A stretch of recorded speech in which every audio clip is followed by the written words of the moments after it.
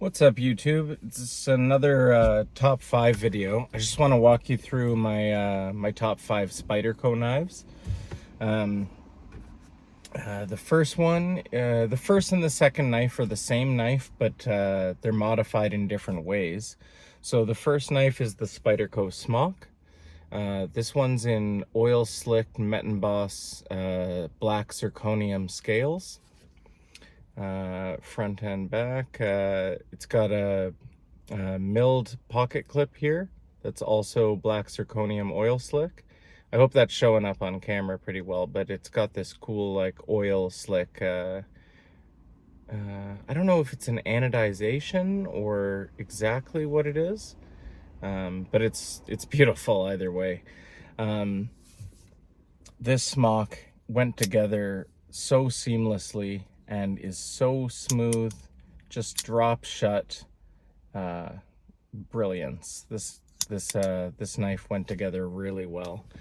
Maybe I can show you better in another way. Yeah, doesn't want to flip around here, but these Spydercos are just a world of difference from stock. Stock for the smock is a G10 scale, but it's not marketed that way. It's G10 with a carbon fiber, basically sticker on top of it. You know, some people like it stock. Metal Complex says it best. Just pick one. Either be carbon fiber or be G10, but don't market something as carbon fiber when it's just like essentially a laminate sticker put over top of it. But when you upgrade these knives with either Flytanium or met emboss or any other number of different knife scales, it's like having a totally different knife. They're so much better. So the second knife is also a smock, but in brass Flytanium scales, with a Lynch deep carry pocket clip. Very simple looking knife. Oh, it's also got a lanyard filler. I'm not sure how well this will show up, but it's got like a honeycomb pattern etched on it. It's not going to show up that well like this, but again, same knife. Different scales. I've kind of fallen in love with the whole brass Flytanium. It gives this nice like antique finish to any knife, and I think it just looks really nice. Almost as smooth as the black zirconium. Whenever you modify the scales of any knife, obviously there's different thicknesses and things of that nature, so the knife is going to ultimately go together differently. It'll have different tolerances. These black zirconium met emboss scales, I don't know, they're just, I think they're a little bit thinner than the stock scales and a little bit thinner than well, I think anything is thinner than these brass Flytanium scales.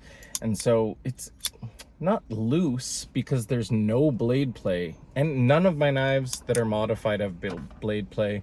I made sure to do everything I could to get rid of that or stop it from happening altogether. The black zirconium met emboss one went together, and the action is smoother than this one, but only by tiny amounts. They're both very, very smooth. Okay, so that's enough on the smock. So second one will be the PM3.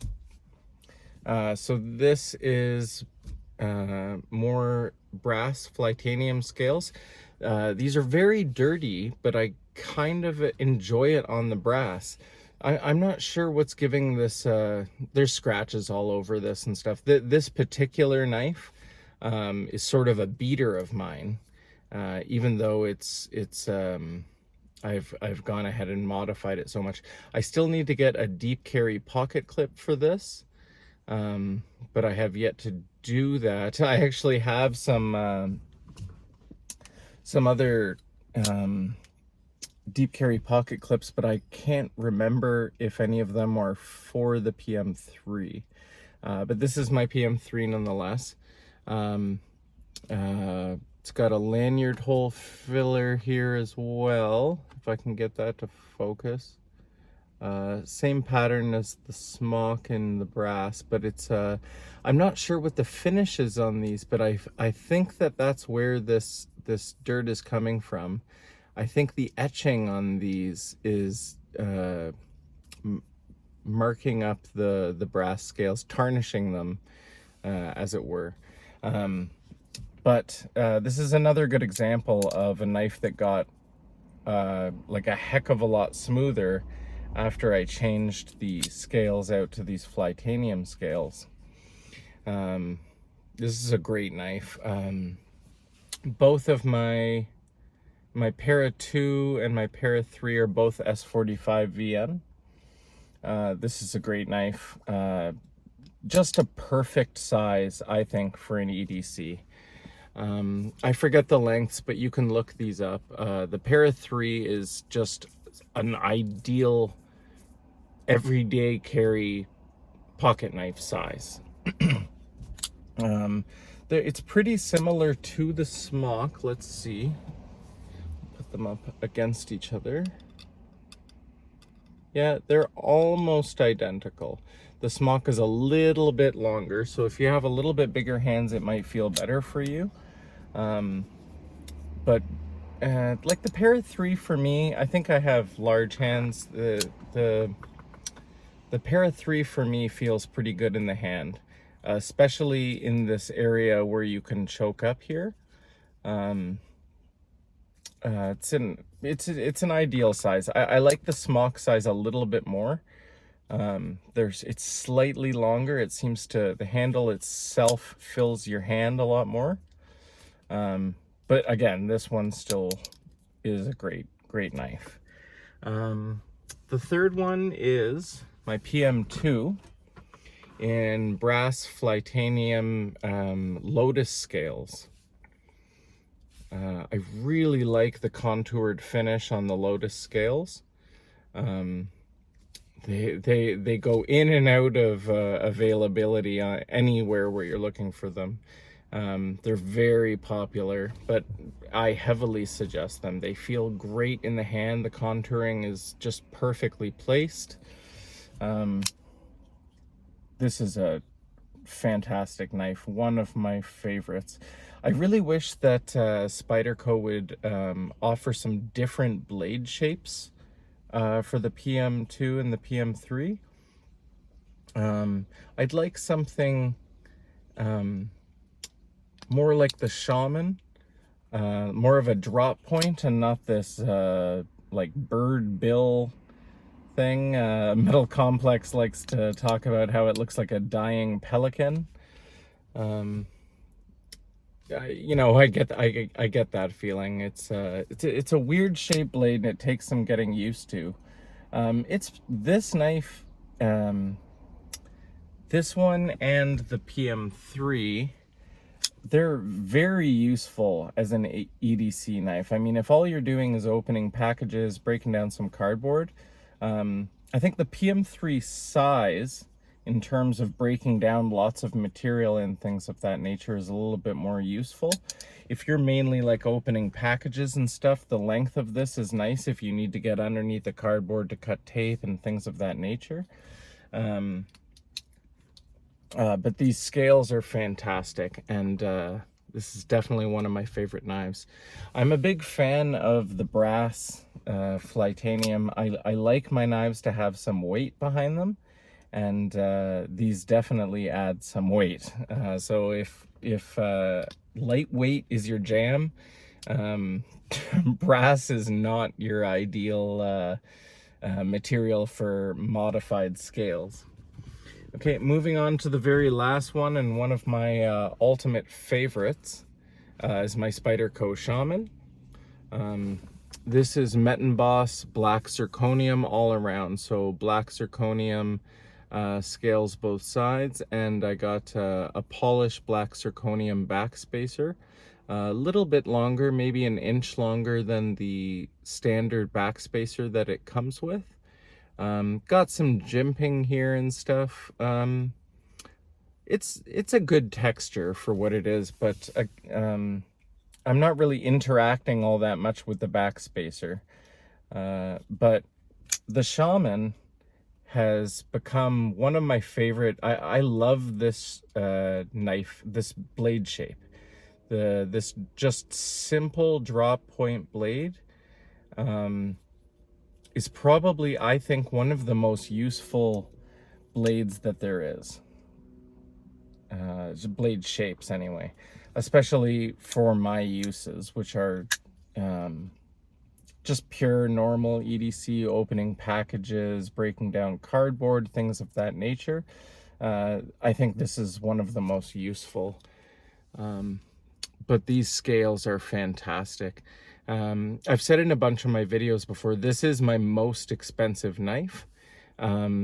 Despite the fact that people seem to, when it's stacked up against some of my other knives, they go, no, there's no way that's your most expensive. But these black zirconium knife scales were about $350 or something like that, and then this backspacer was like almost $200.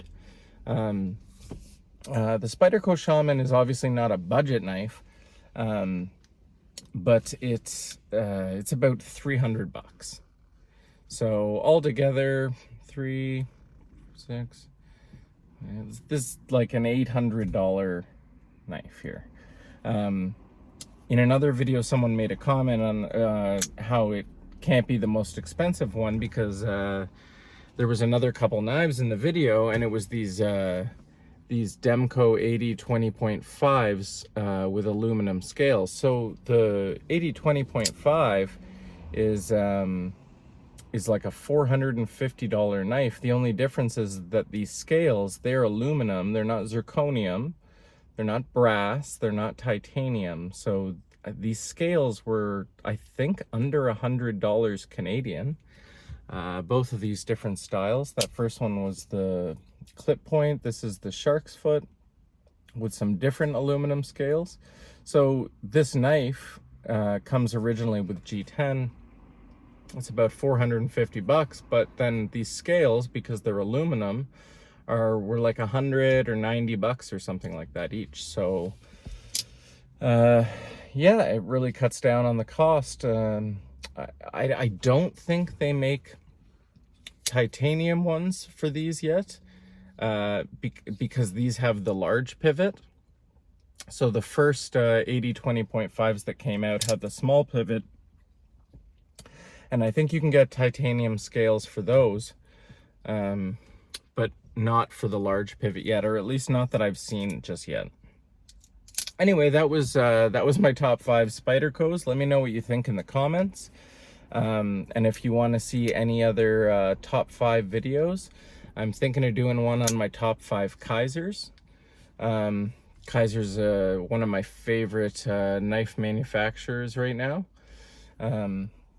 They make some great stuff. Anyway, so this was my top 5 Spydercos, and drop some ideas for me what you want to see in some upcoming videos. If you other top 5 ideas or anything like that, just let me know. I'm looking to make a lot more content in the near future here. I'm a pretty new YouTuber, so it would really help if you liked and subscribed to my videos, and come back looking for more, because I've put up maybe like 160 videos in the first 3 months of being around. So liking and subscribe really helps. The more people that follow me, the more chance I have to get some other sponsorships and get some new knives coming into the channel. Anyway, guys, have a good day. Thanks for watching. Take care.